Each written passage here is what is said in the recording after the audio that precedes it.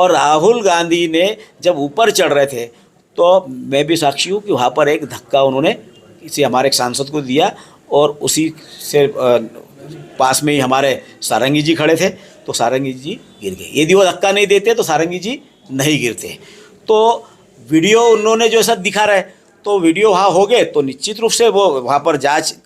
हो रही है और जांच में सारी चीज़ें सामने आएगी। हम लोग बैठे थे भाई आप यदि आप सदन में जाना है तो सदन में जाने के लिए तो दोनों साइड से रास्ते तो वहाँ से जाना चाहिए। हमारी महिला सांसद बैठी है, हम सब लोग बैठे हैं और आप आओ कि नहीं हम यहीं से जाएंगे,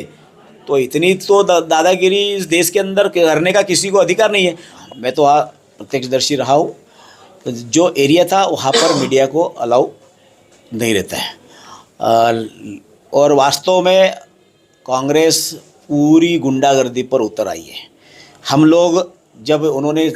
हमारे माननीय गृह मंत्री अमित भाई शाह पर जो आरोप लगाया है, आप उस जो काट छाट कर जो ये कुटिलता की राजनीति कांग्रेस की अब तक चल गई, अब कुटिलता की राजनीति ज़्यादा दिन चलने वाली नहीं है, लेकिन जो काट छाट करके प्रस्तुत किया उसका सुन लिया और उस बात को लेकर हंगामा खड़ा तो लेकिन इन्होंने जो हंगामा कर दिया तो उसके खिलाफ में हमारे लोग भी बैठे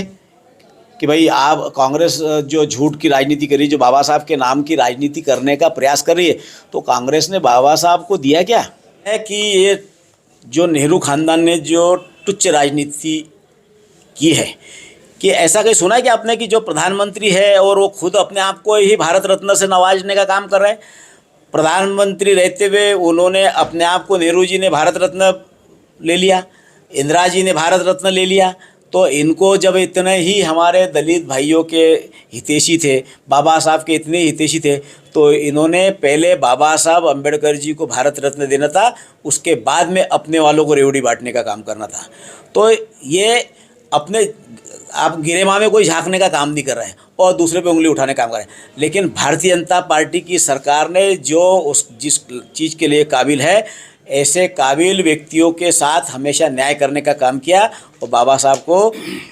भारत रत्न देने का काम यदि किसी ने नहीं किया तो भारतीय जनता पार्टी